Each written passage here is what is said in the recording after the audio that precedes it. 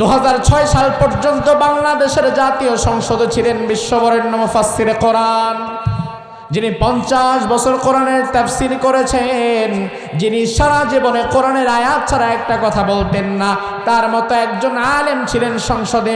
তখন সংসদটাও সম্মানিত ছিল, কিন্তু মিডিয়া ওই খারাপ মহিলাটারে সুপারস্টার মমতাজ বানায়া সংসদে ঢুকায় দিয়েছে। অন্যদিকে আল্লামা সাঈদীর মতো ভালো মানুষকে রাজাকার বানায়া সংসদ থেকে বের করে আবার জেলে ঢুকায় দিয়েছে। রব্বুল আলামিন প্রথমেই বললেন ওয়াস-সামাই যাতিল বুরুজ। বুরুজ শব্দটি বহুবচন, এক বচন হচ্ছে বারজুন। বারজুন এক বচন, বহুবচন হচ্ছে বুরুজ। বুরুজ শব্দের দুটি অর্থ পাওয়া যায় কোরআনুল কারীমে। একটি অর্থ হচ্ছে প্রাসাদ, অট্টালিকা। আরেকটি অর্থ হচ্ছে আকাশের নক্ষত্রমালা। আল্লাহ তাআলা কোরআনে এক আয়াতে বলেছেন, আইনামা তাকুনু ইউদরিকুমুল মাউত ওয়ালাউ কুনতুম ফি বুরুজিম মুশাইয়াদা। মৃত্যু থেকে পালিয়ে বাঁচতে পারবা না যদি অট্টালিকার ভেতরে গিয়ে লুকাও। সেই আয়াতে আল্লাহ রাব্বুল আলামিন বুরুজ শব্দকে অট্টালিকা হিসেবে ব্যবহার করেছেন। আর সূরা বুরুজে আল্লাহ ওয়াস-সামাই যাতিল বুরুজ, এখানে যেই বুরুজের কথা বললেন, এই বুরুজ মানে অট্টালিকা, প্রাসাদ, বাড়িঘর, বিল্ডিং না। এই বুরুজের অর্থ হচ্ছে আকাশের নক্ষত্রমালা। আল্লাহ রাব্বুল আলামিন প্রথম আয়াতে বললেন ওয়াস-সামাই যাতিল বুরুজ, আমি আল্লাহ তাআলা আকাশের নক্ষত্রমালার কসম করলাম। আমার মুসলমান ভাইয়েরা জবাব দেন, কসম করলেন কে? কসম করলেন কে? কিসের কসম? আকাশের নক্ষত্রমালা মানে আকাশের তারকারাজি। আয়াতটা মনে রাখেন, একটা আয়াত ভুলে গেলে পরবর্তী আয়াতটা বুঝবেন না। আল্লাহ রাব্বুল আলামিন প্রথমে বললেন, আমি আল্লাহ কসম করলাম আকাশের তারকারাজির। কসম করার দরকার কি আল্লাহর? দুনিয়াতে কিন্তু আমরাও মাঝে মাঝে কসম কাটি, কিন্তু কসমটা কাটি কখন? শখের বসে না, বরং আটকে গেলে তখন। যখন আমরা কোথাও আটকে যাই, আমাদের কথা যখন কেউ বিশ্বাস করে না, তখন কথার ওপরে তাকিদ যুক্ত করার জন্য আমরা বলি আল্লাহর কসম। তাইলে হঠাৎ করে আল্লাহ কসম করলেন কেন? আল্লাহর কসম করার দরকার কি? আল্লাহর কথা তো বিশ্বাস করতে আমরা বাধ্য, কারণ ওয়ামান আসদাকু মিনাল্লাহি কিলা, আল্লাহর চাইতে মহা সত্যবাদী আর কেউ নাই। তাইলে আল্লাহ কসম করলেন কেন? ও ভাই আমার, আপনার কসম আর আমার কসম সাধারণ কসম, কিন্তু আল্লাহর কসম সাধারণ কোনো কসম নয়। বরং আমার আল্লাহ যখন কসম করে তখন বোঝা লাগবে আল্লাহ হয়তো কোনো বিষয়ে রেগে গিয়েছেন। এজন্য আল্লাহর কসম মানে হচ্ছে এক একটা ধমক। বুঝেন বিষয়টা? আল্লাহর কসম মানে কিন্তু সাধারণ কথা না। আল্লাহ বললেন ওয়াস-সামাই যাতিল বুরুজ, আমি আল্লাহ আকাশের নক্ষত্রমালার কসম করলাম। এটা বলে আল্লাহ আমাদেরকে ধমক দিলেন, এই বান্দারা, আমি আল্লাহ কসম করলাম আকাশের নক্ষত্রমালার। তার মানে আল্লাহ তাআলা কোনো একটা বিষয়ে রেগে গিয়েছেন বলেই তিনি একবার কসম করলেন। 2 নম্বর আয়াতে আল্লাহ রাব্বুল আলামিন বলছেন ওয়াল ইয়াউমিল মাউদ, আমি আল্লাহ প্রতিশ্রুত দিবসের কসম করলাম। প্রতিশ্রুত দিবস মানে হচ্ছে ইয়াউমুল কিয়ামাহ, কিয়ামতের দিনের কসম করলাম। তাইলে আমার ভাইয়েরা জবাব দিবেন, কসম আমরা পেলাম কয়বার? মনে নাই কয়বার? প্রথম আয়াতে আল্লাহ কসম করেছিলেন আকাশের তারকারাজির, দ্বিতীয় আয়াতে আল্লাহ আবার কসম করলেন কিয়ামতের দিনের।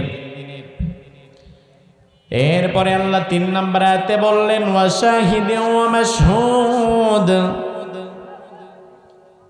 আমি আল্লাহ শাহেদ এবং মাশহুদের কসম করলাম। তাফসীরে ফাতহুল মাজিদ আবু মুসা আশআরী রাদিয়াল্লাহু আনহু থেকে এসেছে, শাহিদ হলো জুমআর দিন আর মাশহুদ হলো আরাফার দিন। আল্লাহ বললেন, আমি আল্লাহ জুমআর দিন আরাফার দিনের কসম করলাম। আমার ভাইরা আবার একটু হিসাবটা মিলান শুরু থেকে। ওয়াস-সামাই যাতিল বুরুজ, আমি আল্লাহ আকাশের তারকারাজির কসম করলাম। ওয়াল ইয়াউমিল মাউউদ, আমি আল্লাহ কিয়ামতের দিনের কসম করলাম। ওয়া শাহিদিন ওয়া মাশহুদ, আমি আল্লাহ জুমার দিন আরাফার দিনের কসম করলাম। তাইলে সূরা বুরুজের শুরুতে আল্লাহ তাআলা মোট কসম করলেন কয়বার? কয়বার? 4 বার না, 3 বারই ধরতে হবে, কারণ তৃতীয় আয়াতে কসম কিন্তু একটাই, কিন্তু 2 বিষয়ের ওপর। জুমার দিন আরাফার দিনের উপরে কসম, বিষয়টা কিন্তু এমন না যে জুমার দিনের উপরে একটা কসম, আরাফার দিনের উপরে আরেকটা কসম, বরং 2 দিন মিলায়া একটা কসম। তাইলে আমার ভাইরা আবার বুঝে থাকলে জবাব দেন, সূরা বুরুজে আল্লাহ প্রথম কসম করলেন কয়বার? কয়বার? 3 বার। আল্লাহর কসম আর আমাদের কসম এক না। আমরা মানুষকে আমাদের কথা বিশ্বাসযোগ্য করে তোলার জন্য কসম করি, আর আল্লাহ তাআলা ধমক দিচ্ছেন। আল্লাহ বলছেন, বান্দা ওয়াস-সামাই যাতিল বুরুজ, এই বান্দা আমি আল্লাহ একবার কসম করলাম তারকারাজির। ওয়াল ইয়াউমিল মাউউদ, আমি আল্লাহ কিয়ামতের কসম করলাম। ওয়া শাহিদিন ওয়া মাশহুদ, আমি আল্লাহ আরাফার দিন জুমার দিনের কসম করলাম। অবাক সাহাবায়ে কেরাম এই আয়াতগুলো শুনে ভয় পেয়ে গেলেন। হঠাৎ করে আল্লাহ তাআলা আজকে এত রেগে গেল কেন? কি কারণ? আল্লাহ তাআলা 3 বার কসম করলেন। আমার ভাইরা 3 বার কসম করে এবার 4 নাম্বার বারে আল্লাহ তাআলা যে কথাটা বলবেন, আপনাদের কাছে কি মনে হয় ওই কথাটার গুরুত্ব আছে না নাই? কথা কয় না? বেশি না কম? বেশি যদি না হতো আল্লাহ তাআলা কোনোদিন 3 বার কসম করতেন না। আল্লাহ এবার 4 নাম্বার বারে বললেন, কুতিলা আসহাবুল উখদুদ,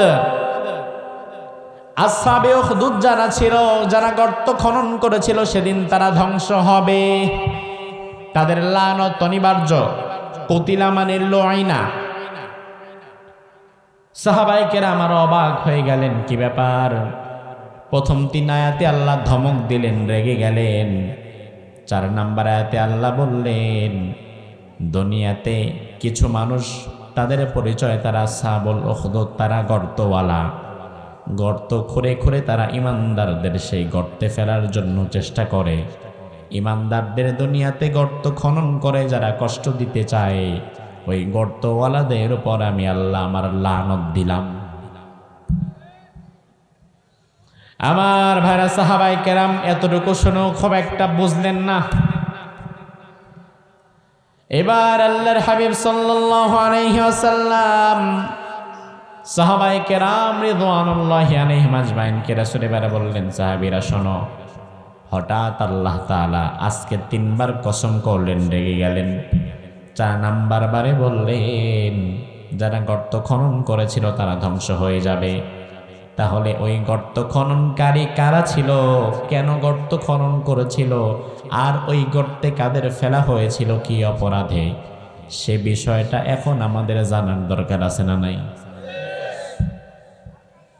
আমার ভাইরা আল্লাহর হাবিব এবার হাদিস বলা শুরু করলেন। হাদিসটাই হচ্ছে এই আয়াতগুলোর তাফসীর। আল্লাহর হাবিব এবার বললেন, ও সাহাবীরা শোনো, কানা মালিকুন ফি মান কানা ক্বাবলাকুম ওয়া কানা লাহু সাহির।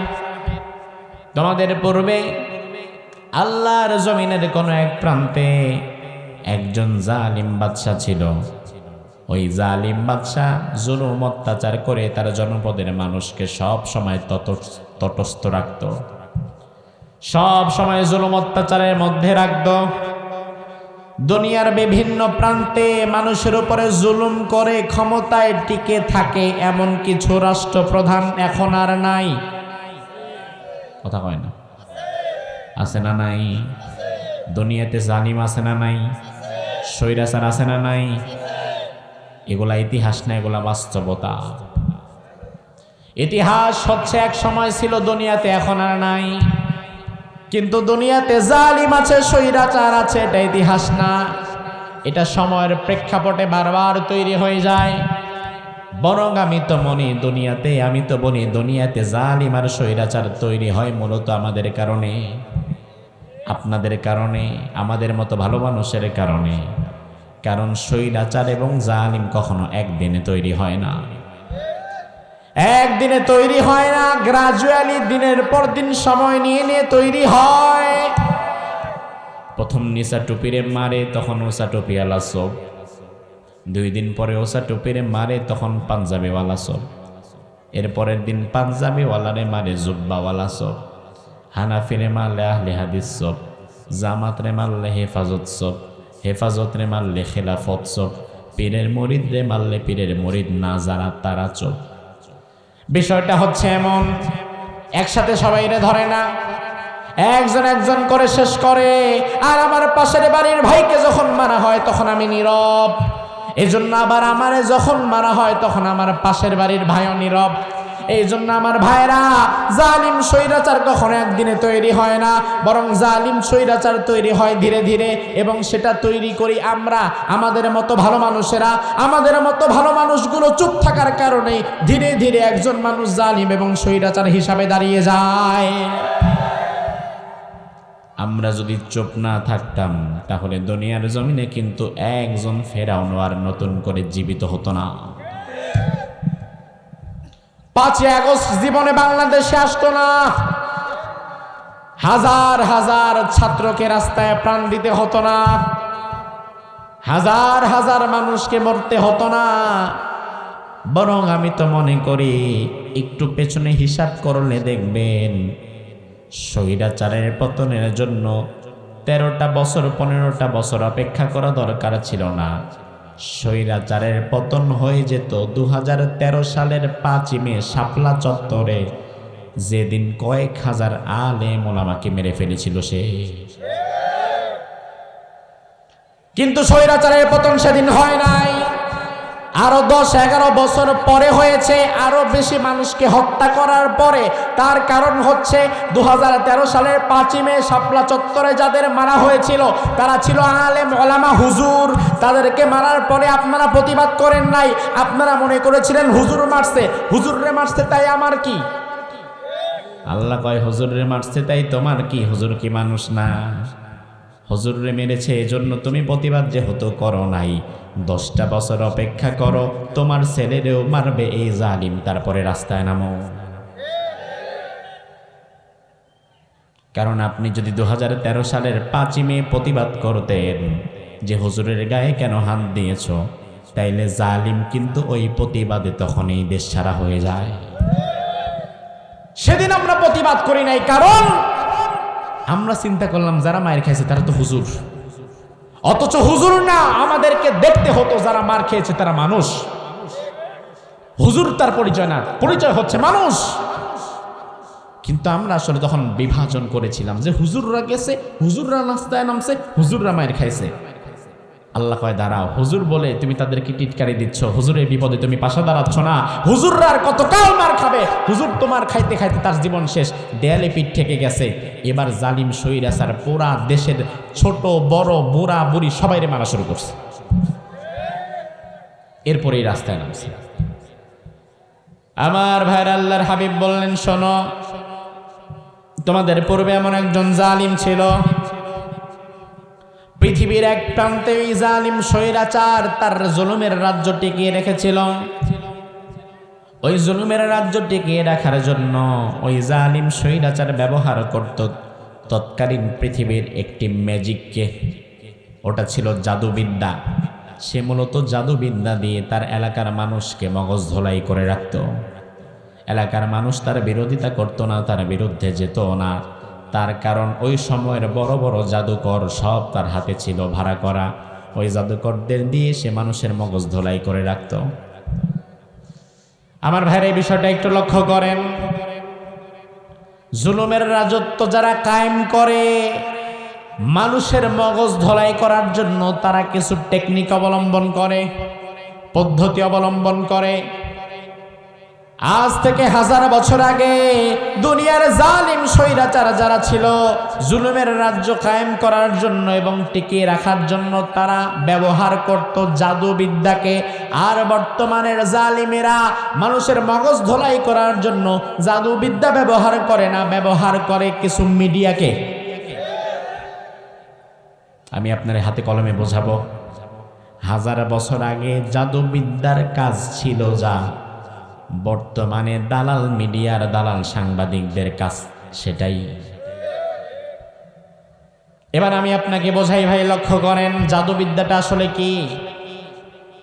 আগে ভালো করে বুঝবেন, ইসলামে কিন্তু জাদু শেখা হালাল না হারাম জানেন তো?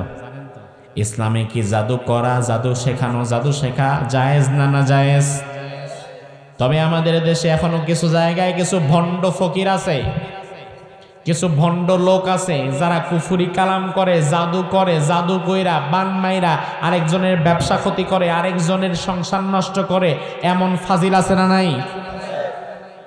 আল্লাহর হাবিব সাল্লাল্লাহু আলাইহি ওয়াসাল্লামকে জাদু করা হলো। লাবিদ বিন আসাম জাদু করলো, একজন ইহুদি রাসূলুল্লাহর কিছু চুল নিয়ে জাদু করে একটা কুয়ার মধ্যে ফেলে দিল। আল্লাহর হাবিব জাদুর প্রভাবের মধ্যে পড়ে গেলেন, নামাজে দাঁড়াতেন, নামাজ পড়তেন ভুলে যেতেন, সেজদা দিতেন ভুলে যেতেন, কয়টা সেজদা দিয়েছি কনফিউশনে হয়ে যেতেন, নামাজ কি 2 রাকাত পড়লাম না 3 রাকাত পড়লাম ভুলে যেতেন। অবশেষে আল্লাহর হাবিব দোয়া করে বললেন, আল্লাহ আমাকে জাদু করা হয়েছে, জাদুর প্রভাব থেকে কিভাবে বাঁচবো আমি জানি না, মেহেরবানি করে আপনি আমারে বাঁচায় দেন। আল্লাহ রাব্বুল আলামিন তখন 2টি সূরা নাযিল করলেন, একটা হচ্ছে সূরা ফালাক, আরেকটা হচ্ছে সূরা নাস। কয়টা সূরা? জোরে কোন কয়টা সূরা? একটা ফালাক, আরেকটা কি? এই 2টা সূরায় আয়াত আছে 11টা। আল্লাহর হাবিবকে আল্লাহ বললেন, ও নবী 11 আয়াত বিশিষ্ট 2টা সূরা আপনারে দিলাম। এই 2টা সূরা যখন আপনি তেলাওয়াত করা শুরু করবেন, দুনিয়ার সকল জাদুবিদ্যা সব আপনার কাছ থেকে আমি দূরে সরাইয়া দেব। সুবহানাল্লাহ। আমার ভাইরা, যদি কখনো আপনি দেখেন আপনার দোকানে ব্যবসা আগে ভালো চলতো, হঠাৎ করে কারো বদনজর লেগেছে বা কারো উপর আপনার সন্দেহ জেগেছে, লোকটা হয়তো আমার ক্ষতি করতে পারে আড়ালে আড়ালে, তখনই সাথে সাথে সকাল বিকাল সূরা ফালাক সূরা নাস পড়া শুরু করে দেন। আপনি যদি দেখেন হঠাৎ করে আমার বাচ্চাটা দিনের পর দিন অসুস্থ থাকে, কারো বদনজর লেগে গেছে, বদনজর তো সত্য বলাও যায় না, কোনো একজন মেহমান আসছে আপনার বাচ্চাকে দেখার জন্য, আপনার বাচ্চারে ধরে আদর টাদর করে দেয়া কয়, বাবা খুব সুন্দর আল্লাহ দিলে। এই যে মাশাল্লাহ বলল না, খুব সুন্দর বলে গেল, মাশাল্লাহ না বলে খুব সুন্দর বলার কারণেও কিন্তু আপনার বাচ্চার উপরে একটা বাজে প্রভাব পড়তে পারে। এরপর থেকে দেখবা তোমার বাচ্চা খালি দিনের পর দিন অসুস্থই হয়ে আছে। এমন অনেক সময় হয় না? কোনো কারণ নেই, কি ব্যাপার, হঠাৎ করে আমার সুস্থ বাচ্চা দিনের পর দিন অসুস্থতা লেগেই আছে। তখনই বুঝবেন হয়তো কারো বদনজর লেগেছে। ইমাম সাহেবের কাছে যাবেন, খলিল ভাইয়ের কাছে এসে বলবেন, হুজুর বাচ্চাটা অসুস্থ দিনের পর দিন, আমাকে একটু ফু দিয়ে দেন। ইমাম সাহেব হুজুর অন্য কোনো সূরা না, সূরা ফালাক সূরা নাস পড়ে ফু দিয়ে দিবেন। এরপরে আপনি লাগাতার সকাল সন্ধ্যায় সূরা ফালাক সূরা নাস পড়ে ফু দেন। সূরা ফালাক সূরা নাস পড়ে যদি আপনি আপনার বাচ্চাকে ফু দিয়ে দেন, কারণ আপনার বাচ্চা তো নিজে পড়তে পারবে না, অন্তত আপনি পড়ে যদি ফু দেন, জাদুর সব প্রভাব, বদনজরের সব প্রভাব, খারাপ সকল চক্রান্তের প্রভাব থেকে আপনার বাচ্চারে যিনি বাঁচিয়ে দিবেন তিনি কে? আমার ভাইরা লক্ষ্য করেন, জাদু কিন্তু ইসলামে হারাম, কিন্তু 1000 বছর আগে জাদুর প্রভাব ছিল পৃথিবীতে। যেমন মূসা আলাইহিস সালামের সময়ও পৃথিবীতে জাদুর প্রভাব ছিল। আল্লাহর হাবিব বললেন, ওই জালিম বাদশাহ তার পুরো রাজ্যকে জাদুবিদ্যা দিয়ে কন্ট্রোল করত। জাদুবিদ্যা দিয়ে কন্ট্রোল করার মানে হচ্ছে ওই বাদশাহ কিছু জাদুকর ফিট করে রেখেছিল, বড় বড় কিছু জাদুকর, যেই জাদুকরেরা মানুষের মগজ ধোলাই করে রাখতো সব সময়। আর জাদুর বিষয়টা হচ্ছে এমন, জাদুটা আসলে সত্য কোনো বিষয় না, এটা হচ্ছে ধোঁয়াশার সৃষ্টি করে। যেমন জাদুকর যারা, তারা দেখবেন এখানে আছে একটা রুমাল, আপনি যখন জাদুকরের সামনে দাঁড়াবেন তার একটা নির্দিষ্ট এরিয়া আছে, এই এরিয়ার বাইরে আবার জাদু কাজে লাগে না। এই এরিয়ার মধ্যে জাদুকর যেটা করবে, কিছু ফুটো দিয়া রুমালটারে হঠাৎ কইরা গায়েব করে ফেলবে। হাতের মধ্যে রুমাল এইভাবে ভাঁজ করবে, আবার হাত খুলবে, আপনি দেখবেন কিচ্ছু নাই। এটাই জাদু। আপনি যদি আবার তার এরিয়ার বাহিরে চলে যান তাইলে এটা আর আপনি দেখবেন না, তাইলে যা আছে তাই দেখবেন। নির্দিষ্ট এরিয়ার মধ্যে জাদুর প্রভাব কাজ করে, এরিয়ার বাইরে গেলে জাদুর কোনো প্রভাব থাকে না। তাইলে জাদুটা আসলে সত্য বিষয় না, জাদুটা হচ্ছে একটা ধোঁয়াশার সৃষ্টি করা, যেটা নাই সেটারে দেখানো, যেটা আছে সেটারে গোপন করা, সাদারে কালো বানানো, কালোরে সাদা বানানো, এটাই কিন্তু জাদু। প্রাচীন যুগের ওই জাদুকরেরা মূলত এই জাদুবিদ্যা দিয়ে ওই জুলুমের রাজ্য টিকিয়ে রাখার জন্য সহযোগিতা করত। বর্তমান যুগে আজকের জামানায় কোনো জাদুবিদ্যা নাই, আজকের জামানায় কোনো জাদুবিদ্যা চলেও না। তবে আজকের জামানার জালিম স্বৈরাচার যারা, তারা তাদের জুলুমের রাজ্য টিকিয়ে রাখার জন্য এক শ্রেণীর পদলেহী পা চাটা দালাল সাংবাদিক আর দালাল মিডিয়াদেরকে ভাড়া করে রাখে, যারা মানুষদেরকে দিনকে রাত, রাতকে দিন, সাদারে কালো, কালোরে সাদা, এইভাবে মিথ্যা তথ্য দিয়া গোলায় ভালায় বোঝায় রাখে। হাজার বছর আগে জাদুকরেরা যেইভাবে মানুষের মগজ ধোলাই করে রাখত, বর্তমান জামানার মিডিয়াগুলা একইভাবে জাদুকরদের মতো করে কাজ করছে। তারা যেটা দিন এটাকে রাত বানাচ্ছে, যেটা রাত সেটাকে দিন বানাচ্ছে, যেটা সাদা সেটাকে কালো বানাচ্ছে, ভালো মানুষকে খারাপ বানাচ্ছে, খারাপ মানুষকে ভালো বানাচ্ছে। এই যে ধোঁকা এবং মিথ্যা সংবাদ তারা প্রচার করছে, এটা কোনো অংশে সেই যুগের জাদুকরদের চাইতে কম নয়। আমার ভাইয়ের একটা বিষয় ভালো করে বুঝবেন, মিডিয়া বড় খারাপ জিনিস। এই মিডিয়া যদি কোনো খারাপ মানুষের হাতে যায়, তার দ্বারা ইসলামের এত ক্ষতি হবে যত ক্ষতি 10,000 কাফের দিয়েও হবে না। এই জন্য আপনি দেখবেন বাংলাদেশে ইসলামের জন্য, আলেম ওলামাদের জন্য সবচাইতে বেশি ক্ষতি করেছে এই মিডিয়াগুলা। বিগত 16 বছরে আমরা দেখলাম বাংলাদেশে যারা ধর্ম প্রচারক, যারা আলেম ওলামা, মানুষেরা তাদের কাছে আসতে ভয় পেত, মানুষেরা তাদের কথা শুনতে গেলেও ভয় পেত। বরং বিভিন্ন জায়গায় আলেমদের নামে এত বেশি কুৎসা রটনা হয়েছে, এক সময় মানুষজন মনে করে নিয়েছে আসলে মনে হয় হুজুররাই খারাপ, কারণ লাগাতার একজন আলেমের বিরুদ্ধে খবর প্রচার করা হচ্ছে।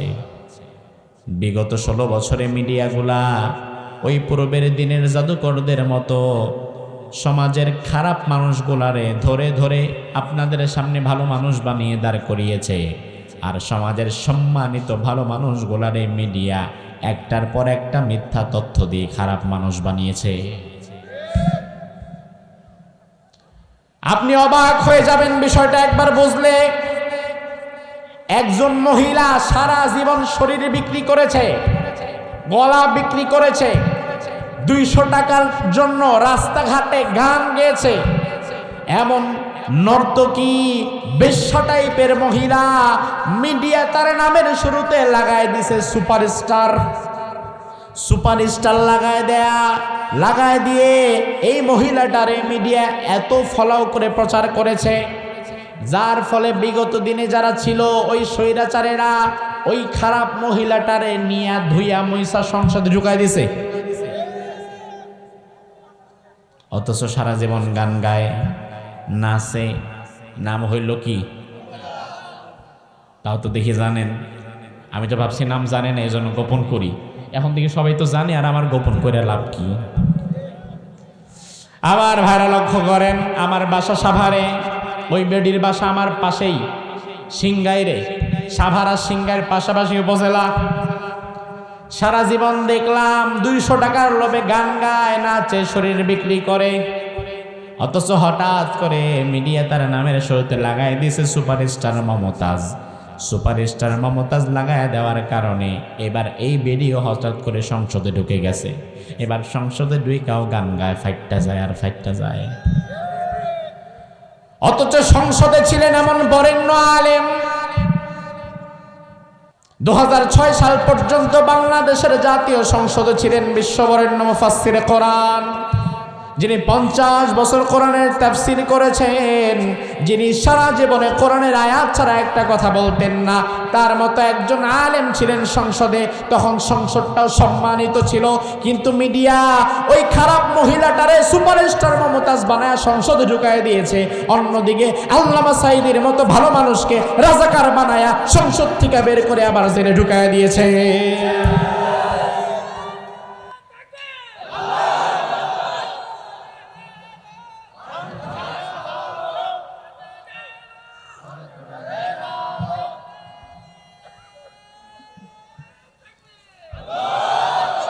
আমার ভাইরা লক্ষ্য করেন, এই পুরা গেমটা খেলেছে কিন্তু মিডিয়া, এই পুরা খেলাটাই খেলেছে মিডিয়া। ও ভাই আমার, তার কারণ হচ্ছে যারা নাচে, যারা গান গায়, যারা শরীর বিক্রি করে, বর্তমান যুগে সে সকল নায়ক নায়িকা, গায়ক গায়িকা যারা আছে তাদেরকে বলা হয় সুপারস্টার।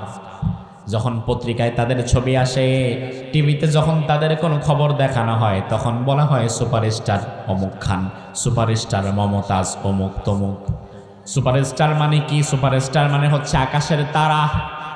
স্বাভাবিকত তারা আমাদের কাছে সম্মানের উপরে থাকে, সম্মানের জায়গা।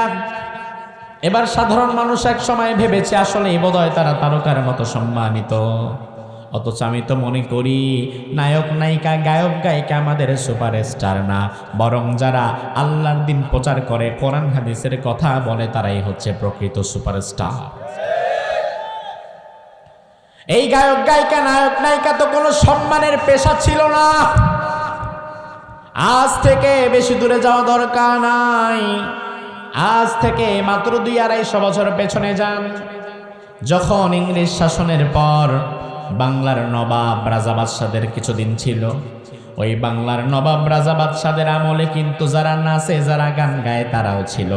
তাদেরকে তখন বলা হতো বাইজি। এই বাইজিরা রাজা বাদশাদের দরবারে গিয়ে গান গায়, নাচে। রাজা বাদশারা সারাদিন তাদের গান শুনে সন্ধ্যাবেলায় খুশি হয়ে হয়তো 2-4টা মোহর দিয়ে দিত, অথবা একটা গলার চেন, গলার মালা খুলে ফিক্কা দিত। ওইটা নিয়ে আস্তে করে মুখটা ঢাইকা ওই বাইজি বের হয়ে যেত। কিন্তু আমার ভাইয়েরা, আপনি দেখবেন 200 বছর আগে যারা নাচতো, যারা গান গাইতো, ওই বাইজিদেরকে কিন্তু সামাজিকভাবে নিচু চোখে দেখা হতো। যার ঘরের মেয়ে বাইজি হয়ে গেছে, রাজার দরবারে নাচে, তার মেয়ের সাথে কেউ কাউরে বিয়ে দিত না। যার বোন বাইজি হয়ে গেছে, রাজার দরবারে গিয়া নাচ দেখায়, শরীর বিক্রি করে, ওই লোকটাকে সামাজিকভাবে বয়কট করা হতো। তার সাথে কেউ আত্মীয়তা করতো না, তার বাড়িতে কেউ যেত না। এজন্য ওই যুগে কারো মেয়ে যদি বাইজি হইতো, ওই মেয়েটারে সে ঘর থেকে বের করে দিত। এটা লজ্জাজনক বিষয় ছিল, বাইজি হয়ে যাওয়া, নাচা, গান গাওয়া। যেমন আমি আপনারে বোঝাই, এখানে যারা মুরব্বী আছেন, যারা বিয়ে করেছেন 40 বছর আগে বা অন্তত 30 বছর আগে, 30 বছর আগে, 40 বছর আগে আপনি যখন বিয়ে করেছেন, আপনার বাবা যখন আপনার জন্য মেয়ে দেখতে গেছে, তখন যাওয়ার পরে যদি শোনে মেয়েটা আরেক জায়গায় গিয়া নাচে, নাচ দেখায়, গান গায়, আপনার বাবারে কিন্তু ওই জামানায় 1 লাখ টাকা দিল, আপনার বাবা ভুলেও কোনোদিন ওই নাচনেওয়ালির সাথে আপনার বিয়ে দিত না। কিন্তু বর্তমানে বাইজি কালচারটা অ্যাভেলেবেল হয়ে গেছে। এখন ছেলের জন্য মেয়ে দেখতে চায়, মা কি করো? কয় আমি আল্লাহ দিলে ভালো নাচি, আমার একটা টিকটক আছে, আমার একটা ফেসবুক আছে, আমি নাইসে নাইসে মাঝে মাঝে ভিডিও বানাই। আমি তো মনে করি 200 বছর আগে যারা নাচতো, ওই বাইজিদের উত্তরসূরি হচ্ছে বর্তমানে সেসব মেয়েরা, যেসব মেয়েরা নাইসা গান গায়া টিকটকে ভিডিও বানায়। এর ওই বাইজিদের এই আপডেট ভার্সন। ও ভাই আমার, লক্ষ্য করেন, যারা গান গায়, যারা নাচে, যারা শরীর বিক্রি করে, আজ থেকে 200 বছর আগেও মানুষ তাদেরকে খারাপভাবে দেখত। আর হুজুর এই শব্দটা সম্মানের একটা শব্দ। রাজাদেরকে বাদশাদেরকে বলা হতো হুজুর জাহাপনা, জি হুজুর জাহাপনা, এই শব্দটা বলা হতো যারা রাজা বাদশা সম্মানিত তাদেরকে। কিন্তু বর্তমানে আপনি দেখবেন হুজুর মানে হচ্ছে ওই বেডা যেই বেডার ঘরে খাবার নাই, হুজুর মানে হচ্ছে সে যার ঘরে চাল নাই, হুজুর মানে হচ্ছে সে এলাকার মধ্যে সবচাইতে নিম্ন অবস্থানে যে। তার মানে আমার ভাইরা মিডিয়া হঠাৎ করে যেটা করেছে, ওই 200 বছর আগের বাইজি যারা গান গায় যারা নাচে তাদের নামের শুরুতে লাগায় দিছে সুপারস্টার। দিনের পর দিন খবর প্রকাশ হয়েছে, দিনের পর দিন তাদের ছবি ছেপে লাগিয়ে দিয়েছিল তারা সুপারস্টার, তারা সম্মানিত। এক সময় এ জাতির ছেলেমেয়েরা ভাবতে বসেছে হয়তো আসলে যারা নায়ক নায়িকা গায়ক গায়িকা তারাই মনে হয় সম্মানিত, এজন্য তারা তাদের পরবর্তী প্রজন্মকে নায়ক নায়িকা গায়ক গায়িকা বানাতে চেয়েছে।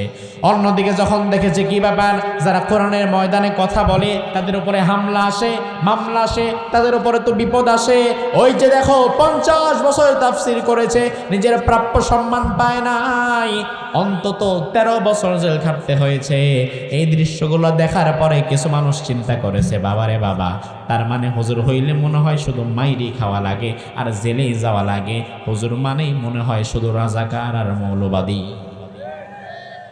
এই জন্য মিডিয়ার এই খেলার কারণে মানুষ হুজুরদেরকে ঘৃণা করে, নায়ক নায়িকাগুলোর আপন করে নিয়েছে। আমার ভাইরা লক্ষ্য করেন, এই মিডিয়ার কাজ তৎকালীন সময়ে করত জাদুকরেরা। আল্লাহর হাবিব বলেন ওই জামানায় একজন জাদুকর ছিল, ফালাম্মা কাবিরা, ওই জাদুকর যখন বুড়া হয়ে গেল। এখন আপনি জাদু করেন আর যাই করেন, বয়স যখন বেড়ে যায়, যখন হাঁটতে চলতে পারেন না, তখন কিন্তু আপনি নিজেও বুঝেন যে আপনার যাওয়ার সময় হয়ে গেছে। এবার ওই জাদুকর রাজার দরবারে গিয়ে বলল, রাজা মশাই, ও বাদশা সাহেব, আমারে আপনি ক্ষমা করে দেন, বেশি দিন হয়তো আর আমি বাঁচতে পারবো না, আপনার কাজ আমি আর বেশি দিন করতে হয়তো পারবো না, তবে আমি যেহেতু সারা জীবন আপনার নুন খেয়েছি আপনার গুণ গেয়ে যাব।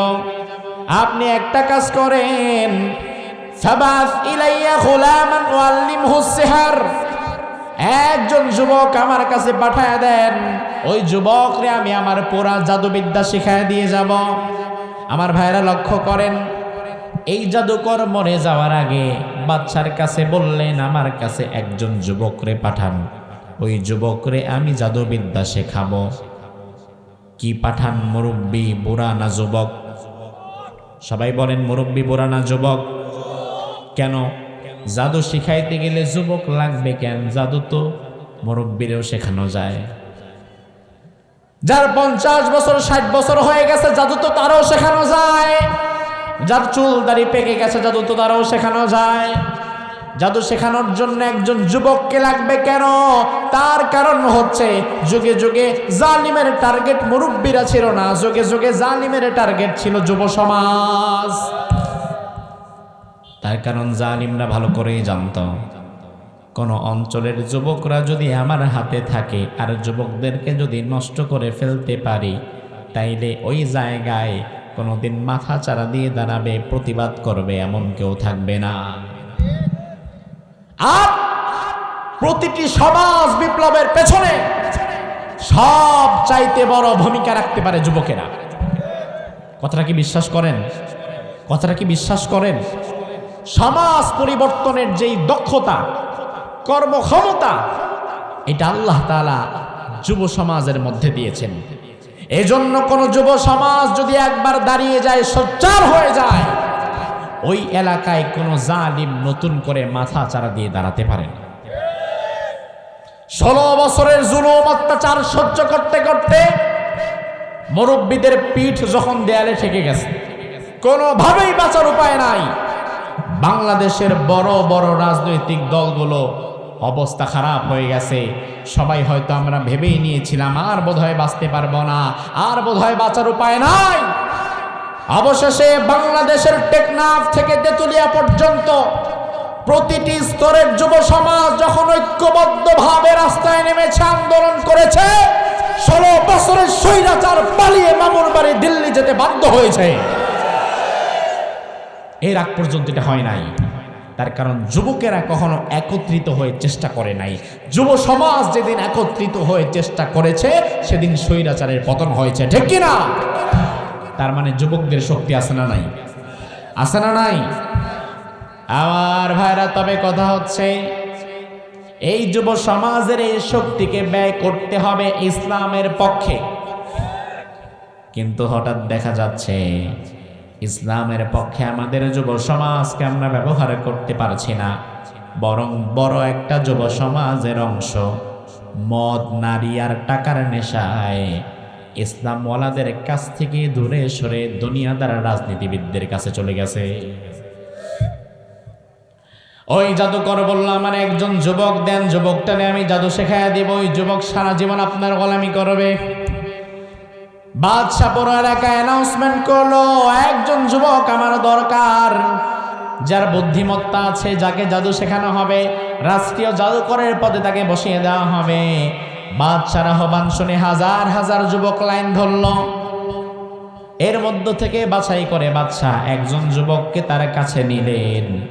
এবার ওই যুবককে বলা হলো, শোনো, তুমি প্রতিদিন সকালে বাড়ি থেকে জাদুকরের কাছে আসবা, সারাদিন জাদু শিখে আবার সন্ধ্যার দিকে বাড়ি ফিরে যাবা, প্রতি মাসে তোমাকে এতগুলো টাকা বেতন দেওয়া হবে, তুমি রাষ্ট্রীয় কর্মচারী হয়ে গেছো, সরকারি একটা চাকরি পেয়ে গেছে বেকার যুবক। এবার ওই যুবক প্রতিদিন সকালবেলায় বাদশার দরবার থেকে জাদুকরের কাছে যায়, জাদু বিদ্যা শিখে আবার বাড়ি চলে যায়। এভাবে কিছুদিন সে জাদু বিদ্যা শিখল। এবার একদিন রাসূলুল্লাহ বলেন ওই যুবক যাওয়ার সময় দেখবেন, ওই যুবক যাওয়ার সময় দেখলেন একটা পাহাড়, পাহাড়ের নিচে একটা গর্ত, এটাকে বলা হয় পাহাড়ের গুহা। প্রাচীনকালে পাহাড়ের গুহার নিচে মানুষ আশ্রয় গ্রহণ করত অথবা বাসাবাড়ি বানিয়ে থাকত। যুবক চিন্তা করলেন আমার আজকে একটু ক্লান্ত লাগছে, পাহাড়ের গুহার নিচে গিয়ে আমি কয়েকটা ঘন্টা বিশ্রাম নেব। এই যুবক জাদুকরের কাছ থেকে বাড়ি যাওয়ার সময় পাহাড়ের গুহা দেখে পাহাড়ের গুহার ভেতরে ঢুকে গেলেন। ঢুকার পরে দেখলেন ভেতরে সাদা দাড়ি, সাদা চুল, শুশ্রমণ্ডিত একজন মুরব্বী বসে আছে। যুবক যখনই ভেতরে গিয়েছে, ওই মুরব্বী যুবককে দেখা মাত্রই আসসালামু আলাইকুম বলে একটা সালাম দিয়ে দিয়েছে। সুবহানাল্লাহ বলবেন না? কি দিয়েছে? জোরে কোন কি দিয়েছে? কিন্তু দুর্ভাগ্যজনক হচ্ছে যুবক এই সালামের উত্তর কিভাবে দিবে এটা জানে না। বর্তমানে আমাদের অনেক যুবক আছে শুদ্ধভাবে সালাম দেওয়া কিংবা শুদ্ধভাবে সালামের উত্তর দেওয়া এটা জানে না। আছে না নাই? সালাম আলাইকুম, সালাম আলাইকুম, ওয়ালাইকুম, অর্থাৎ এমন সালাম দেয় যেটা আসলে সালাম না, সালাম রে গ্যান্ডারির মেশিনের মধ্যে ঢুকাইয়া বের করলে যেমন হবে ওরকম। আবার ভাইরা লক্ষ্য করেন বিষয়ে, যুবক সালামের উত্তর দিতে পারল না, কিন্তু যুবক অবাক হয়ে বলল কি ব্যাপার, আপনি কে? আপনারে তো কোনোদিন দেখি নাই। ভেতরে যিনি ছিলেন আল্লাহর হাবিব হাদিসের মধ্যে বললেন ওই গুহার ভেতরে যিনি ছিলেন তিনি একজন রাহেব।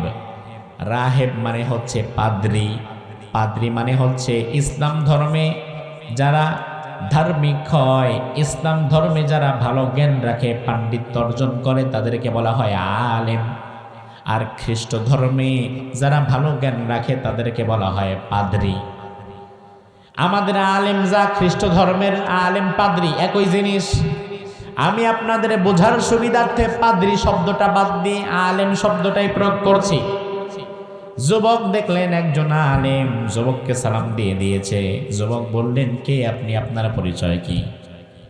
এবার ওই আলেম বললেন বাবা আমার তো দেওয়ার মতো কোনো পরিচয় নাই, আমি একটা সাধারণ মানুষ আর আমি আল্লাহর গোলাম।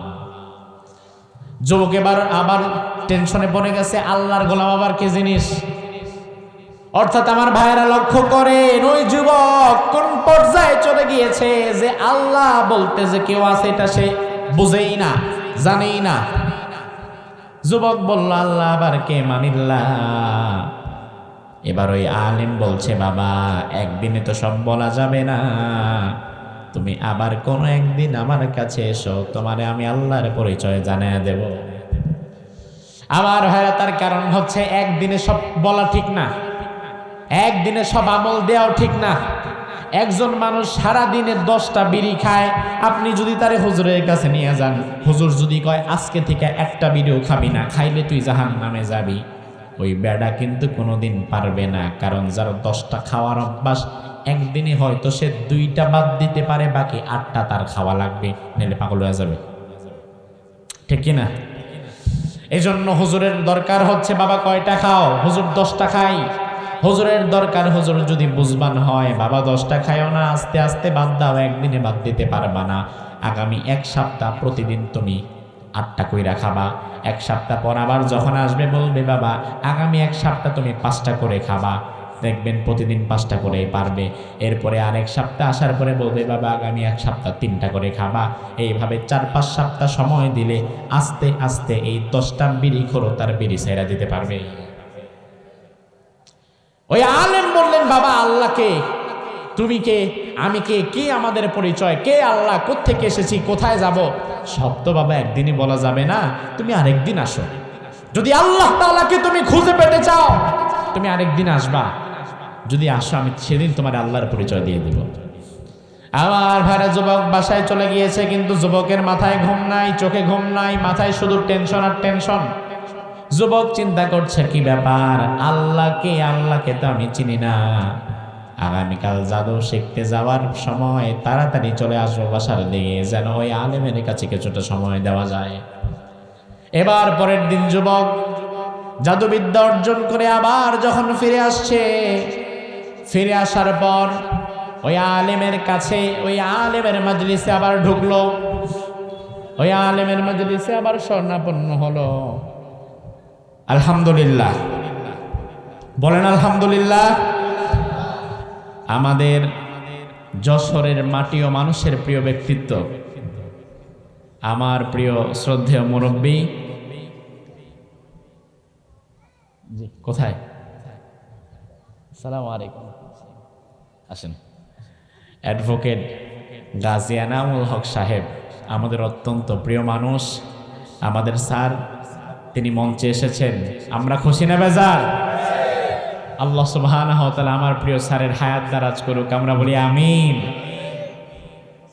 বসার সময় হবে, সময় স্যার কিন্তু সারাদিন অনেক ব্যস্ততার মধ্যে থাকে। আমরা আপনারা তো 1-2টা ব্যস্ততা নিয়ে, স্যার সারাদিন কত ব্যস্ততা নিয়ে কত দিকে যে দৌড়ায়।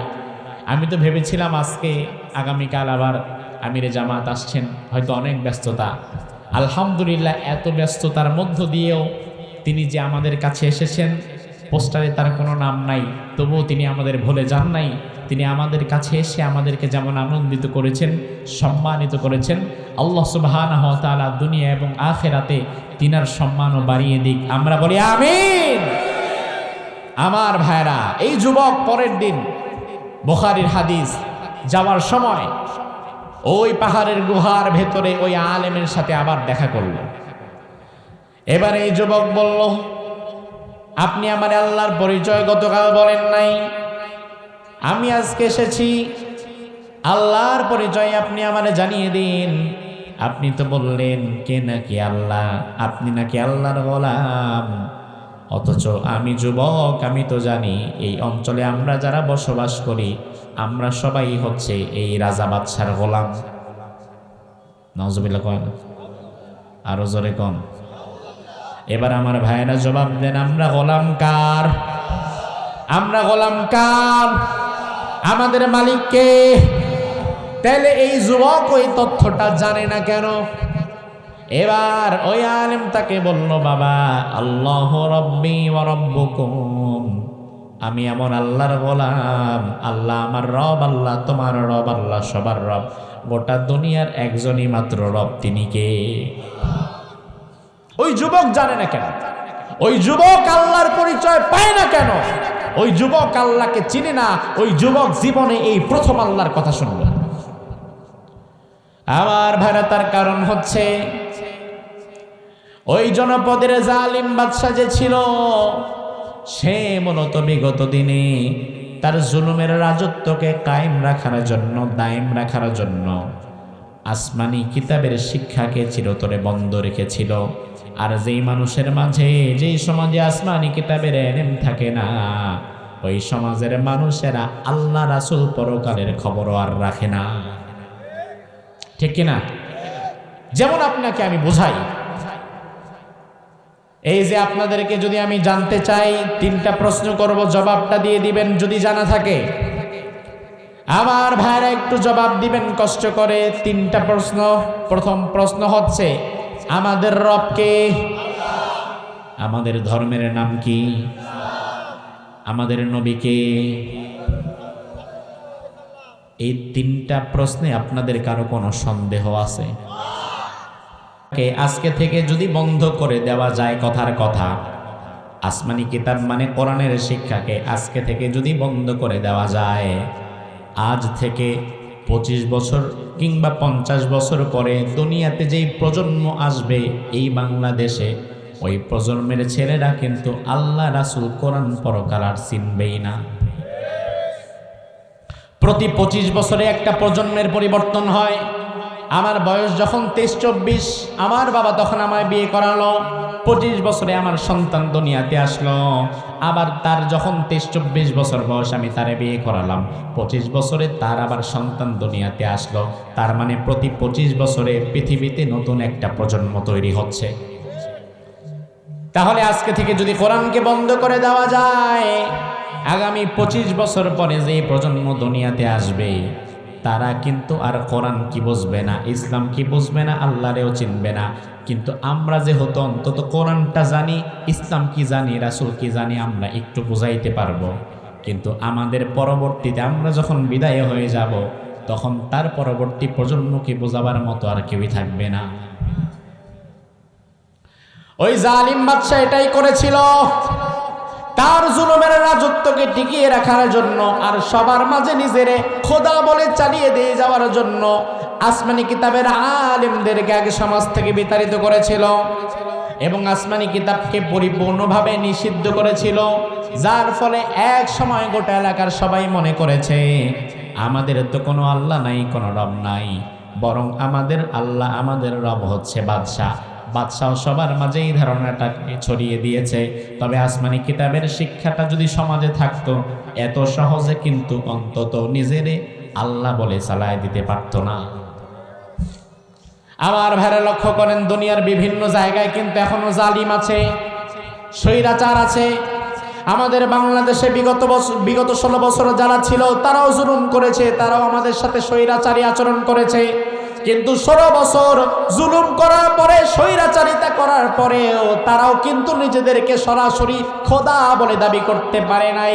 খোদা বলে দাবি না করতে পারার কারণ হচ্ছে, সমাজে এখনো আসমানি কিতাবের কিছুটা শিক্ষা হলেও আছে, আর ওই আসমানি কিতাবের শিক্ষা থাকার কারণে নিজেদেরকে খোদা বলে দাবি করার সাহস তাদের হয় নাই। যদি এটা বন্ধ করে দেওয়া যেত, তাহলে হয়তো তারা জুলুম অত্যাচার করতে করতে এক সময় নিজেদেরকে আল্লাহর জায়গায় নিয়ে বসায় দিত। আমার ভাইরা, তবে যা করেছে তাও কম করে নাই। পাঠ্যপুস্তককে সংযোজন বিয়োজন করে প্রতিটা জায়গায় হাত ঢুকায়া ফররুক আহমেদের জীবনীবাদ, কবি নজরুলের কবিতাবাদ, কবি জসিমউদ্দিনের কবিতাবাদ, 4 খলিফার জীবনী ছিল সেগুলো বাদ, রাসূলের ঘটনা ছিল সেগুলো বাদ, সব কিছু বাদ দিয়া কাটছাট করে ঢুকাইছে জাফর ইকবাল আর হুমায়ুন আজাদের নাস্তিক মার্কা লিখনী আর কবিতা। আসমানি কিতাবের শিক্ষাকে একদিনে নিষিদ্ধ করতে পারে নাই, তবে তারা শিক্ষা বিভাগকে যেইভাবে কাটছাট করা শুরু করেছিল, আমার তো মনে হয় এরা যদি তাদের প্ল্যান অনুযায়ী 2041 সাল পর্যন্ত ক্ষমতায় থাকতে পারত, তাইলে বাংলাদেশের মধ্যে নাস্তিকতার উর্বর ভূমি হয়ে যেত, নাস্তিকদের অভয়ারণ্য হয়ে যেত। এমন একটা অটিস্টিক প্রজন্ম তারা দুনিয়াতে বানিয়ে দিয়ে যেত, যে প্রজন্মের বাচ্চারা আল্লাহ রাসূল কোরআন পরকাল আর কি চিনতই না। আমার ভাই ওই যুবক, সে বলল আল্লাহকে, ওই আলেম তাকে বলল, বাবা আল্লাহ আমার রব, আল্লাহ তোমার রব। এবার এই যুবক প্রতিদিন সকালবেলায় জাদু শিখতে যায়, আবার বিকেল বেলায় যাবার সময় ওই আলেমের কাছে কিছু দ্বীনি ইলম চর্চা করে যায়। জাদু শিখে নেগেটিভ আবার আলেমের কাছে দিন শেখে পজিটিভ, তাহলে এই যুবকের মাঝে এখন নেগেটিভও আসে পজিটিভও আসে, দুইটাই ঢুকতেছে। কিন্তু এই যুবক জাদুকরের কথা বিশ্বাস করবে নাকি আলেমের কথা বিশ্বাস করবে বুঝতে পারছে না। জাদুকরের কাছে যখন যায় তখন মনে হয় জাদুকর সত্য বলছে, আবার আলেমের কাছে যখন যায় তখন মনে হয় আলেম সত্য বলছে। যুবক আসলে কোনটা সত্য সেটা জাস্টিফাই করার মতো ক্ষমতা যুবকের হচ্ছে না। যুবক একদিন রাত্রে শুয়ে শুয়ে আল্লাহরে বলে, আল্লাহ, আসলে জাদুকর সত্যবাদী নাকি আলেম সত্যবাদী আমি জানি না, আসলেও আল্লাহ বলতে কেউ আছে কিনা সেটাও আমি এখনো জানি না। তবে আসলে জাদুকরের কথা যদি সত্য হয় তুমি সেটারও প্রমাণ আমার কাছে দাও, আর আলেমের কথা যদি সত্য হয় তুমি সেটার প্রমাণও আমাকে দিয়ে দাও। এই দোয়া করে পরের দিন যুবক হাঁটা দিয়েছে জাদুকরের বাড়ির দিকে। চলতি পথে আল্লাহর হাবিব হাদিসের মধ্যে বললেন, ফাইদা হিয়া দাব্বাতুন আযীমা, বিরাট একটি জন্তু জানোয়ার রাস্তার মধ্যে চলে এসেছে। পুরা লোকালয়ের মানুষ সবাই ভীত সন্ত্রস্ত হয়ে গিয়েছে। নানাভাবে এই বিরাট জন্তু জানোয়ারটাকে সরাবার জন্য চেষ্টা করছে। তীর মারে, ধনুক মারে, তলোয়ার দিয়ে খোঁচা মারে, কিন্তু যায় না। বিরাট ভয়াবহ একটা জন্তু। এবার এটা দেখার পরে যুবক একটা পাথর হাতে নিয়ে বলে, আল্লাহ, আমি আগে জাদুকরের শেখানো মন্ত্র এই পাথরটার উপরে পরে ফু দিলাম। এই পাথরটা এবার এই প্রাণীর গায়ে মারলাম, দেখি কোনো কাজ হয় কিনা। জাদুকরের শেখানো মন্ত্র পরে পাথরের উপরে ফু দিয়ে পাথরটা ওই প্রাণীর গায়ে মারল, কিন্তু প্রাণীর গায়ে পাথর রাখলো, প্রাণীর কিছুই হলো না। এবার যুবক আবার ওই পাথরটাই নিয়ে এবার আল্লাহর দরবারে দোয়া করে বলে, আল্লাহ, আল্লাহুম্মা ইন কানা আমরুর রাহিবি আহাব্বা ইলাইকা মিন আমরিস সাহির ফাকতুল হাদিহি দাব্বা। আয় আল্লাহ, যদি ওই জাদুকরের কথা থেকে ওই আলেমের কথা তোমার দরবারে সত্য হয়, যদি আল্লাহ বলতে আসলেও কেউ থেকে থাকে, তাহলে আমি আমার আল্লাহকে বলছি, আল্লাহ, তুমি তোমার আপন কুদরতের দ্বারা এই পাথর দ্বারা ওই প্রাণীটাকে রাস্তা থেকে সরায়া দাও। যদি সরে যায় তাহলে আমি অবশ্যই বিশ্বাস করব আল্লাহ বলতে একজন আছে। আপনারা জবাব দেন, আছে না নাই? আমাদের একজন রব আছে না নাই? তিনি কে? কিন্তু যুবক তো বুঝতে পারছে না। যুবক এবার এই দোয়াটা পরে পাথরটা নিয়ে যখন ওই প্রাণীর শরীরে মারল, আল্লাহর হাবিব বললেন, ওই পাথরটা প্রাণীর শরীরে পড়া মাত্রই প্রাণীটা ছটফট করতে করতে রাস্তা থেকে দূরে সরে গেল। আরো জোরে কম, আরো জোরে। আমার ভাইরা এবার জবাব দেন, যুবকের ঈমান আল্লাহর প্রতি কমছে না বাড়ছে? এই দিন যুবক ওই জাদুকরের কাছে আর যায় নাই। যুবক চিন্তা করেছে, আমি আমার সত্য পথের সন্ধান পেয়ে গেছি, এখন থেকে আমি আর জাদুকরের কাছে যাব না, আমি ওই আলেমের কাছে যাব যিনি আমাকে আমার রবের সন্তান দিয়েছেন। যুবক আবার আলেমের কাছে ছুটে গিয়েছে। আলেমের কাছে গিয়ে সারাদিন যা হয়েছে তার সাথে সেটা বলেছে। এবার আলেম যুবক রে বলল, বাবা, আনতাল ইয়াউমা আফদালু মিন্নি, আজকের দিনে আমার মনে হয় আমি আলেমের চাইতে আল্লাহর দরবারে তোমার মর্যাদা বেড়ে গিয়েছে। এজন্য আমার প্রিয় তরুণ যুবক, সারা জীবন ভুল করেছো, অশুদ্ধ করেছো, খারাপ কাজ করেছো, জাহালাতের মধ্যে ছিলা, ইসলাম বিরোধী কর্মকাণ্ডের মধ্যে ছিলা, তুমি হতাশ হয়ে যেও না। তুমি যদি তওবা করে আল্লাহর পথে ফিরে এসে আবার ইসলামের পক্ষে কাজ করতে পারো, আমার মতো টুপিওয়ালা দাড়িওয়ালা আলেমের চাইতে আল্লাহ তোমার মর্যাদা বাড়ায় দিতে পারে। আমার ভাইরা আলেম বলল, বাবা যুবক, আজকে আমার মনে হয় আমার চেয়ে তোমার মর্যাদা বেড়ে গিয়েছে, তবে তোমারে আমি সাবধান করে দিলাম, তোমার ঈমান যদি মজবুত হয়, তোমার ঈমান যদি পাকাপোক্ত হয়, ওয়া ইন্নাকা সাতুবতালা, তাহলে এই ঈমানের কারণে তোমার উপরে পরীক্ষা আসবে। ওয়া ইন্নাকা সাতুবতালা, অবশ্যই তুমি পরীক্ষার সম্মুখীন হবা। তার মানে আমার ভাইরা, ঈমান যার যেমন তার জীবনে পরীক্ষাও আসবে তেমন। অনেকেই ভাবতে পারে, কি ব্যাপার, আমি তো আল্লাহ দিলে আমিও দিনের কথাই বলি, দাওয়াত ও তাবলীগের কাজই করি, মানুষকে নামাজের পথে আহ্বান করি, ভালো ভালো কথা বলি, আমার সাথে তো কারো বাধাবাধি নাই, আমার তো কেউ ধরে না, মারে না, হামলা দেয় না, মামলা দেয় না। আর আরেকজন দিনের কথা বলে, আল্লাহর জমিনে আল্লাহর দিন কায়েমের কথা বলে, তার উপরে হামলা হয়, মামলা হয়, জরিমানা হয়। ওই বেটা দিনের কথা বলে, হামলা হয়, মামলা হয়, আমিও দিনের কথা বলি, আমার কোনো সমস্যা হয় না। আপনি তখন বুঝে নেবেন আপনি যে কথা বলেন এটা অপূর্ণাঙ্গ, আর তিনি যে কথা বলে সেটা পূর্ণাঙ্গ। অপূর্ণাঙ্গ আধা আধি কথা বললে কোনো বিপদ নাই, কিন্তু পূর্ণাঙ্গ কথা বললে বিপদ আছে না নাই? আমার ভাইরা, এই যুবক এবার বাড়িতে চলে গিয়েছে, কিন্তু ওই দিন ওই যুবককে পাথর মেরে প্রাণী হত্যা করতে যারা দেখেছে তারা তো মনে করছে আল্লাহ দিলে যুবক বিরাট আল্লাহর ওলি, খাজা বাবা। যুবকের মনে হয় অনেক আধ্যাত্মিক শক্তি। এবার এলাকার মানুষ সবাই লাইন ধরছে যুবকের বাড়ির দিকে। এলাকার মানুষ সবাই লাইন ধরে যুবকের বাড়ির দিকে চলে গিয়েছে। হাদিসের মধ্যে এসেছে তৎকালীন জামানায় দুইটা রোগ বেশি হতো, একটা হচ্ছে কুষ্ঠ রোগ, আরেকটা হচ্ছে অন্ধত্ব। মানুষ কুষ্ঠরোগী হয়ে যেত, জন্ম থেকে অন্ধ হয়ে যেত। এই কুষ্ঠরোগীরা আর অন্ধত্বের রোগীরা সব যুবকের বাড়ির দিকে লাইন ধরেছে। যুবকরে সবাই বলল, ও যুবক, তুমি অনেক বড় জাদুকর, তুমি একটু মেহেরবানি করে তোমার জাদু দিয়ে আমাদের চোখটা সারায় দাও, অসুস্থতা ভালো করে দাও। যুবক বলল, আস্তাগফিরুল্লাহ, আমি কোনো জাদু করে না, বরং জাদুকরের জাদুবিদ্যার দ্বারা কোনো কাজ হয় না, বরং আমি ওই প্রাণীকে জাদু দিয়ে হত্যা করি নাই, করেছি আল্লাহর শক্তি দিয়ে। এবার তারা বলল, তাহলে আল্লাহর শক্তি দিয়ে আমাদের চোখটা ভালো করে দাও, কুষ্ঠরোগ ভালো করে দাও। যুবক বলল, ভালো করার মালিক তো আমি না, শিফা দেওয়ার মালিক তো আমি না, রোগ থেকে মুক্তি দেওয়ার মালিক কি ডাক্তার কবিরাজ হুজুর না আল্লাহ? আরো জোরে।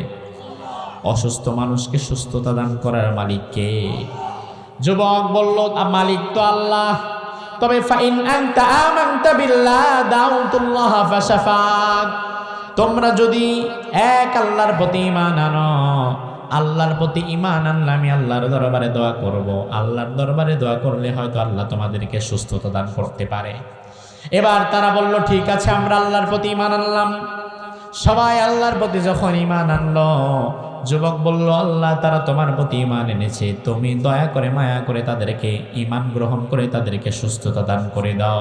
তারা ঈমান আনার পরে যুবক যখন দোয়া করেছে, যুবকের দোয়ার কারণে ওই জায়গার শত শত মানুষের অন্ধত্বের রোগ আল্লাহ ভালো করে দিয়েছে। এবার দেখেন বিষয়টা কি হলো। যারা ঈমান এনেছে তাদের ঈমান আল্লাহর প্রতি বাড়লো না কমলো? কথা কয় না।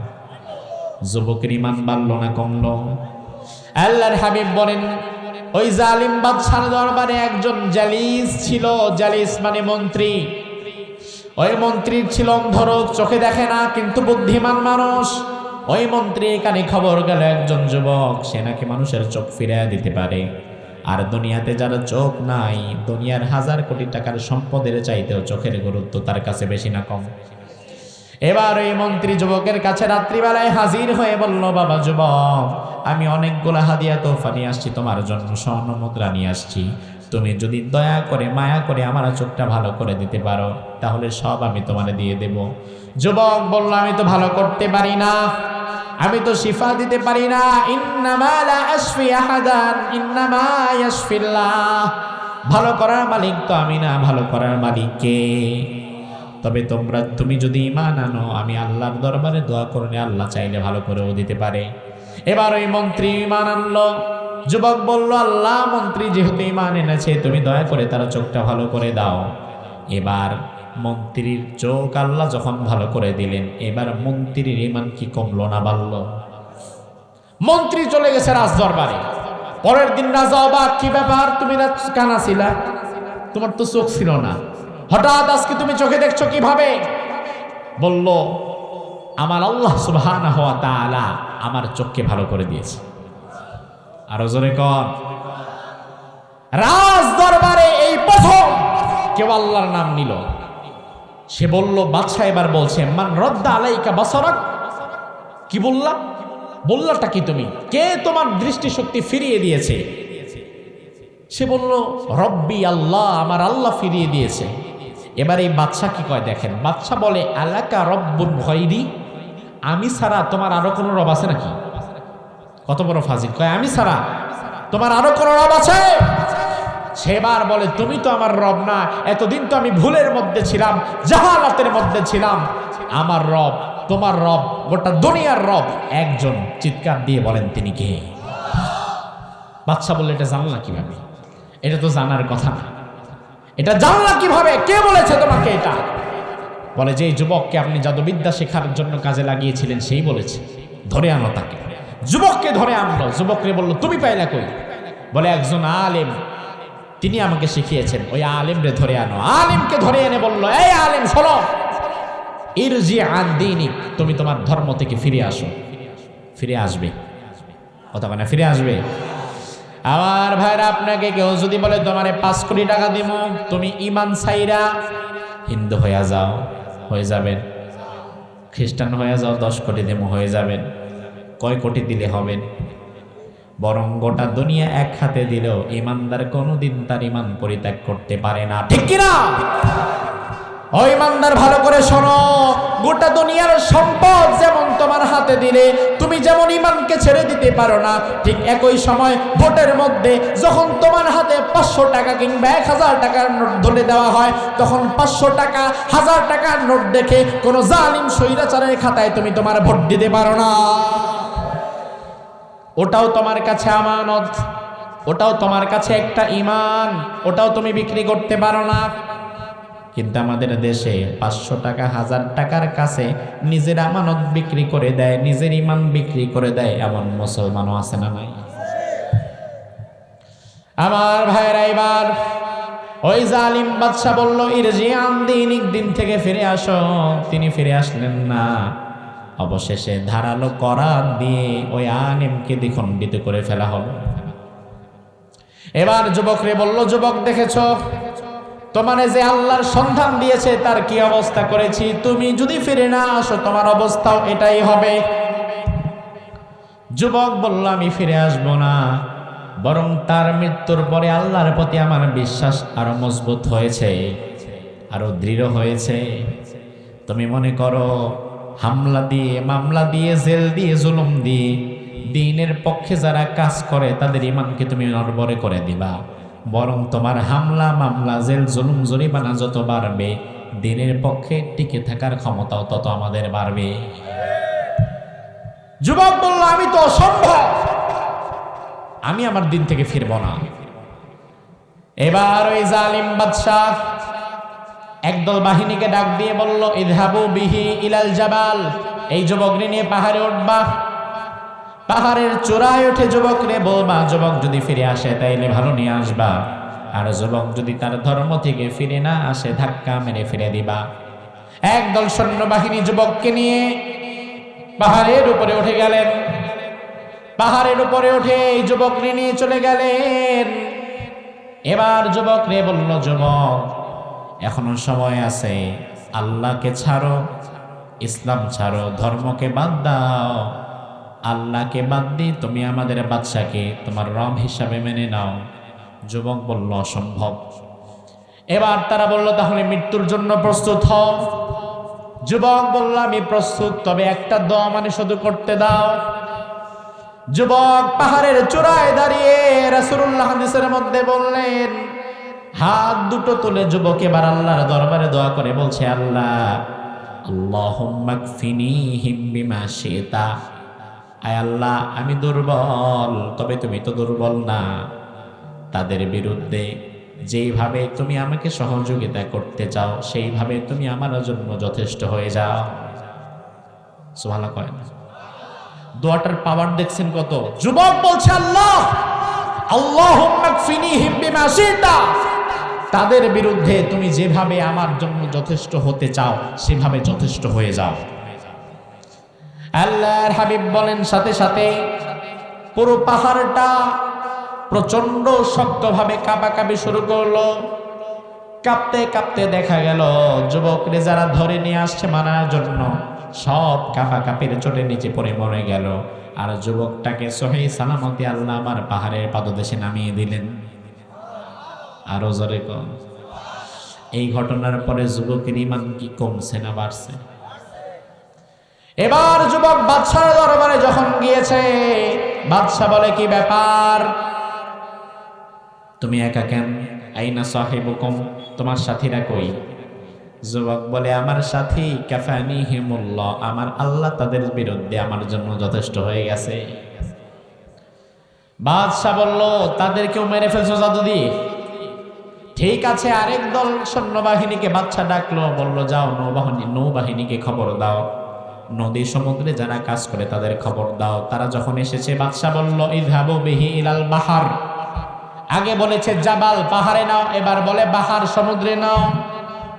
বাদশা এবার সমুদ্রের বিরাট মাঝখানে জাহাজ একটা দিয়ে সৈন্যবাহিনী দিয়ে যুবকরে পাঠায়া দিল।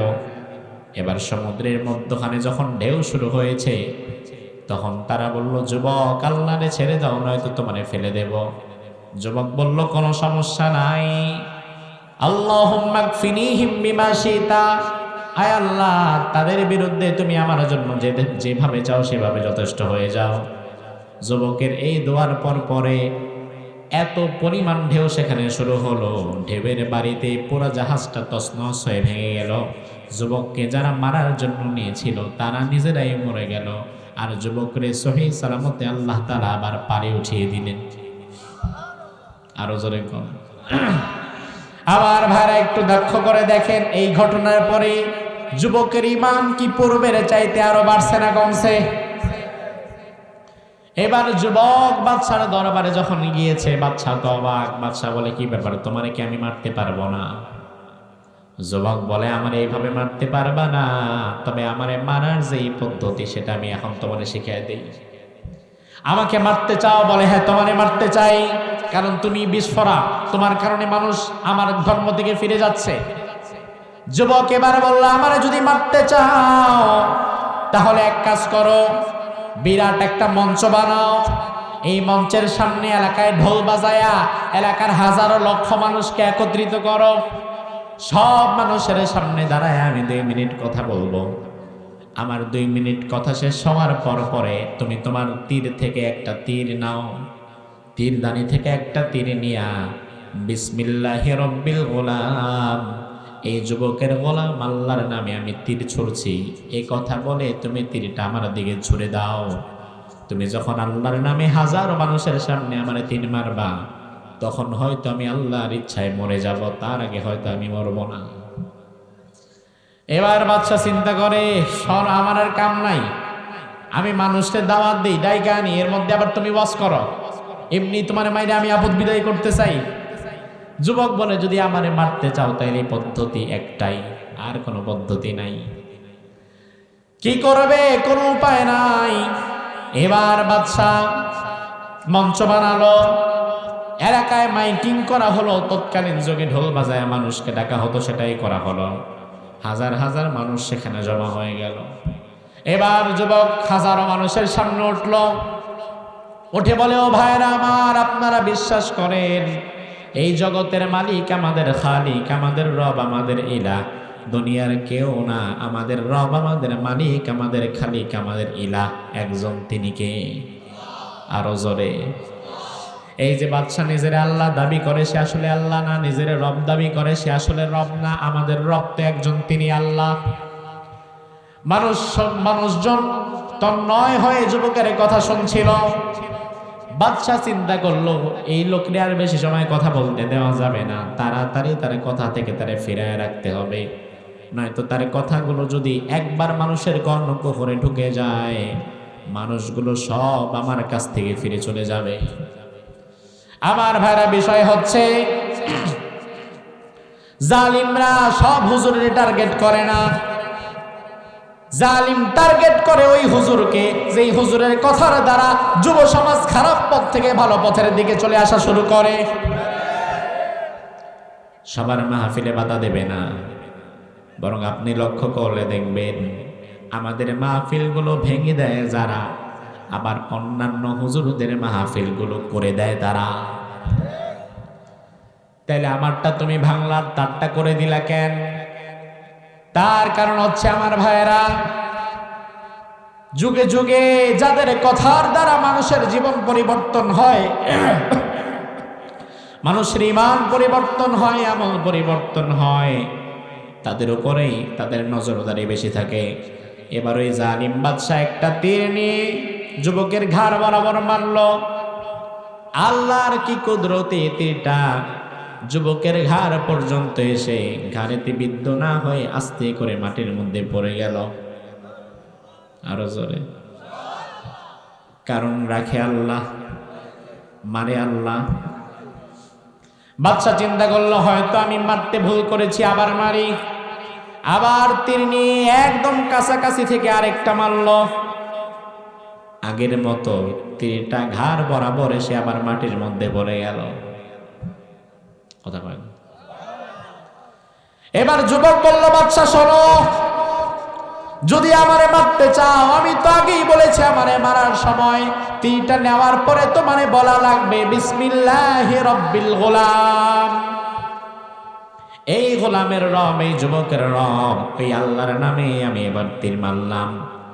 বাদশা চিন্তা করে, আল্লাহর নামে যদি আমি তীর মারি তাইলে তো পাবলিক বুঝায় যাবে আসলে আল্লাহ বলতে কেউ আছে।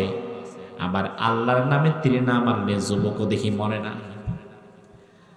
অবশেষে বাদশা বাধ্য হয়ে তৃতীয়বার তীর নিয়ে, হাদিসের মধ্যে এসেছে তৃতীয়বার তীর নিয়ে বিসমিল্লাহি রব্বিল গোলাম এই কথাটা বলে যখন তীর মেরেছে, ওই তীরটা ওই যুবকের ঘাড়ের মধ্যে এসে বিদ্ধ হয়ে গেছে। ফিনকি দিয়ে রক্ত ঝরেছে। যুবক মাটির মধ্যে শুয়ে পড়েছে। মৃত্যুর আগে যুবক বলল, ভাই লক্ষ্য করেন, এই বাদশা যতক্ষণ আল্লাহর নাম ছাড়া আমার দিকে তীরে ছুঁড়েছে আমার কিছু হয় নাই, কিন্তু যখনই আল্লাহর নাম নিয়ে তীরে ছুঁড়েছে তখনই তীর আমার শরীরে বিদ্ধ হয়েছে। তার মানে আমি মৃত্যুর আগে আপনাদের বলে দিয়ে যেতে চাই, আসলে এই লোকটি মিথ্যাবাদী, ধোঁকাবাজ, প্রতারক এবং জালিম। তিনি আমাদের রব না, তিনি আমাদের ইলাহ না। আমাদের যিনি রব তিনি একজন, তিনি কে? এই কথাটুকু বলে এই যুবক শেষ নিঃশ্বাস ত্যাগ করল। ও ভাইরা আমার, ভালো করে মনে রাখবেন, কিছু কিছু মৃত্যুর মাধ্যমে জাগরণ থেমে যায় না, কিছু কিছু মৃত্যুর মাধ্যমে আন্দোলন থেমে যায় না, বরং কিছু কিছু মৃত্যুর মাধ্যমে ইসলামী আন্দোলন আরো নতুন ভাবে উজ্জীবিত হয়। যুবক যদি বেঁচে থাকতো তাহলে হাজার হাজার মানুষকে দাওয়াত দিতে পারতো সে কয়দিনে, তারা ঠিক নাই। কিন্তু যুবকের সেদিনের জীবন আল্লাহর পথে দিয়ে দেওয়ার মাধ্যমে হাজার হাজার মানুষকে সেদিনের পথে এনে দিয়েছে। এবার হাজার হাজার মানুষ সবাই বলছে, ও ভাইরা দেখো, আসলে যুবকের কথাই সত্য, বাদশা তো আমাদের রব না। কারণ বাদশা যতক্ষণ না পর্যন্ত বিসমিল্লাহ বলেছে যুবক মরে নাই। তাহলে আমরা যারা আছি আমরা সবাই একসাথে পড়ে নিলাম আমান্না বিরব্বিল গোলাম। আমরা সবাই এই যুবকের রব আল্লাহর প্রতি ঈমান আনলাম। এবার বাদশা দেখলো সর্বনাশ, পুরা এলাকার মানুষ আমার বিরুদ্ধে চলে গিয়েছে। কি করবে? জালিম স্বৈরাচার যারা হয় তারা কিন্তু শেষ বিদায়ের সময় একটা মরণ কামড়। আমার ভাইরা এবার দেখেন এই জালিম করেছেটা কি। সূরা বুরুজে আল্লাহ বললেন, এই জালিম এবার তার সৈন্যদেরকে গর্ত খনন করতে বলল। বিরাট গর্ত খনন করে সেখানে তেল দিয়ে, লাকড়ি দিয়ে, ঘি দিয়ে দাও দাও করে আগুন জ্বালিয়ে দিল। আর জালিম বাদশা বলল, শোনো, যে আমার ধর্মে আবার ফিরে আসবে তারে বাঁচায় দিবা, আর যে যুবকের কথা শুনে আল্লাহর কাছেই চলে যাবে, আল্লাহকেই বিশ্বাস করবে, তারে ধাক্কা দিয়া এই আগুনের গর্তে ফেলে দিবা। যদি হাজারো মানুষকে আগুনের গর্তে জ্বালানো লাগে তাই করবা, যদি গোটা এলাকার মানুষকে পুরায় ফেলে মারতে হয় তাই করবা। আসলে আমার ভাইরা, জালিম স্বৈরাচার যারা হয়, স্বৈরাচারী আর জুলুম করতে করতে এক পর্যায়ে তারা এমন জায়গায় চলে যায়, গোটা দেশের সব মানুষকে মেরে ফেলার পরেও যদি ক্ষমতায় ধরে থাকা লাগে, তাইলে তারা প্রয়োজনে গোটা দেশের সব মানুষকে মাইরা ফেলাইয়াও ক্ষমতায় থাকতে চায়। সব মানুষকে জ্বালিয়ে পুড়িয়ে তছনছ করে এই ছায়ের উপরে ক্ষমতা করতে চায়, তবুও ক্ষমতা ছাড়তে চায় না। 5ই আগস্টের আগে স্বৈরাচার কিন্তু চেয়েছিল প্রয়োজনে গুলি করে হাজারো লক্ষ মানুষকে যেন মেরে ফেলা হয়, তবুও যাবে না। কিন্তু প্ল্যান তো মানুষের বাস্তবায়ন হয় না। তুমি প্ল্যান করেছো 41 পর্যন্ত থাকবা, আগে দেখো তুমি 41 পর্যন্ত বাঁচতে পারো কিনা। এবার গর্ত খনন করা হলো, যারা ইমানদারদেরকে ধাক্কা দিয়ে দিয়ে সেই গর্তের মধ্যে ফেলে দেওয়া হচ্ছে। রব্বুল আলামিন বললেন, ওয়া মা নাকামু মিনহুম ইল্লা আইয়ুমিনু বিল্লাহিল আজিজিল হামিদ। সেদিন ওই গর্তে যাদেরকে ফেলে দেওয়া হচ্ছিল, অন্য কোনো অপরাধের কারণে তাদেরকে গর্তে ফেলা হচ্ছিল না, তাদের একটাই অপরাধ ছিল। ওই অপরাধটা হচ্ছে তারা মহাপরাক্রমশালী আল্লাহকে বিশ্বাস করেছিল। সব মানুষকে ধরে ধরে জ্বলন্ত অগ্নিকুণ্ডে ফেলে দেওয়া হচ্ছে। এমন সময় একজন মা, তার কোলে ছিল 2 মাস বয়সের একটি শিশু। মা চিন্তা করলো, আমি না হয় আল্লাহর পথে থেকে বনে গেলাম, কিন্তু আমার বাচ্চাটা যদি আমার সাথে আগুনে জ্বলে, এই দুঃখ আমি দেখবো কিভাবে। কারণ একজন মা, তার কোলে যদি 2 মাসের বাচ্চা থাকে, সে তখন নিজের জীবনের চাইতে বাচ্চার জীবনকে বেশি মূল্যায়ন করে, ঠিক কিনা? সে ভয়ে কাঁপছে যে আল্লাহ, আমি কি তোমার পক্ষে চলে যাব নাকি আবার এই জালিমের পক্ষে চলে যাব, বুঝতে পারছি না। এমন সময় হাদিসের শেষ অংশে রাসূল বললেন, এই বাচ্চাটির 2 মাসের বাচ্চার জবান আল্লাহ খুলে দিলেন। সুবহানাল্লাহ বলবেন না? 2 মাসের বাচ্চা এবার মাকে ডাক দিয়ে বলছে, মা, ইয়া উম্মি, ও আমার মা, ইসবিরি, তুমি ধৈর্য ধারণ করো, ফা ইন্নাকি আলাল হক। ও মা, আমি সাক্ষ্য দিলাম তুমি সত্যের পক্ষে আছো, তুমি আগুনের মধ্যে ঝাঁপ দিয়ে দাও, তবুও তুমি শিরিক করো না। এবার ওই নারীকেও তার বাচ্চা সহকারে জ্বলন্ত অগ্নিকুণ্ডে নিক্ষিপ্ত করা হবে। কি নারী আর কি পুরুষ, কি বাচ্চা আর কি বৃদ্ধ।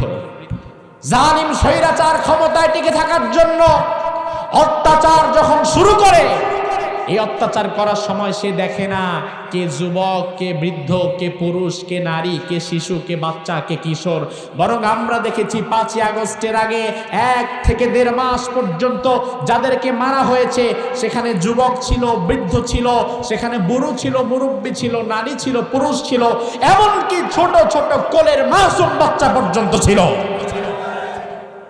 সে বুঝে না কি করছি আমি, শেষ একটা মরণ কামড় দিয়ে যেতে চায়। তবে আমার ভাইরা, দুনিয়ার কোনো জালিম কখনো চিরস্থায়ী হতে পেরেছে? এবং আমি বিশ্বাস করি 2024 সাল হচ্ছে স্বৈরাচারের বিদায়ের বছর। বাংলাদেশের স্বৈরাচার 2024-এ বিদায় হয়েছে। পৃথিবীর আরেকটা দেশের স্বৈরাচারও কিছুদিন আগে বিদায় হয়েছে। কোন দেশ? সিরিয়া।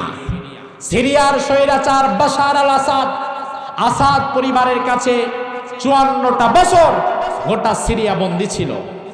সেই সিরিয়ার স্বৈরাচার বিদায় হয়ে গেছে। বাংলাদেশের স্বৈরাচার মানুষকে টর্চার করার জন্য যেমন করেছিল আয়নাঘর, সিরিয়ার স্বৈরাচার করেছিল সিদনায়া কারাগার। বাংলাদেশের স্বৈরাচার 2024-এ বিদায় হয়েছে, সিরিয়ার স্বৈরাচার বিদায় হয়েছে। আমার বিশ্বাস দুনিয়ার স্বৈরাচারদের পতনের ঘণ্টা বেজে যাচ্ছে। আগামীতে মিশরের স্বৈরাচারের পতন হবে। এরপরে গোটা দেশের, গোটা বিশ্বের মুসলিম উম্মাহ একত্রিত হয়ে মুসলমানদের প্রথম কিবলা আল আকসাকে আবার পুনরুদ্ধার করতে পারবে। এই বিশ্বাস কি আপনাদের আছে? তবে আমার ভাইরা, স্বৈরাচার বিদায়ের পরেই কিন্তু মনে করবেন না সব শেষ। সংস্কার যদি আপনারা করতে চান, রাষ্ট্রকে যদি সংস্কার করতে চান, স্বৈরাচারের দোসর, স্বৈরাচারের পাচাটা দালালদেরকে রাষ্ট্রের গুরুত্বপূর্ণ দায়িত্বগুলোর মধ্যে রেখে কখনো রাষ্ট্রকে সংস্কার করা যায় না। না হলে বিষয়টা হবে এমন, আপনার ভেতরে হয়েছে ক্যান্সার, আর ওই ক্যান্সারের উপরে আপনি লাগাইছেন ব্যান্ডেজ। এখন বাংলাদেশের অবস্থা সেটা হয়েছে। সরকারে বিগত 16 বছর যারা ছিল, টপ টু বটম তাদের দালাল, তাদের দোসরেরা বসে আছে। আগামীর বাংলাদেশকে যদি আপনারা সুন্দরভাবে দেখতে চান, বৈষম্যহীন করতে চান, আগামীর বাংলাদেশে যদি ইনসাফ প্রতিষ্ঠিত করতে চান, বর্তমান বাংলাদেশে সংস্কারের দায়িত্ব নিয়ে অন্তর্বর্তীকালীন সরকারে যারা আছে তাদেরকে আমরা বলবো, সংস্কার যদি করতে চান, বাংলাদেশের টপ টু বটম যতগুলো স্বৈরাচারের দোসল আর দালাল আছে, এই স্বৈরাচারের দোসল আর দালালদেরকে বিদায় করে দেন, অন্যথায় কোনোদিন বাংলাদেশকে আপনারা স্বৈরাচার মুক্ত করতে পারবেন না।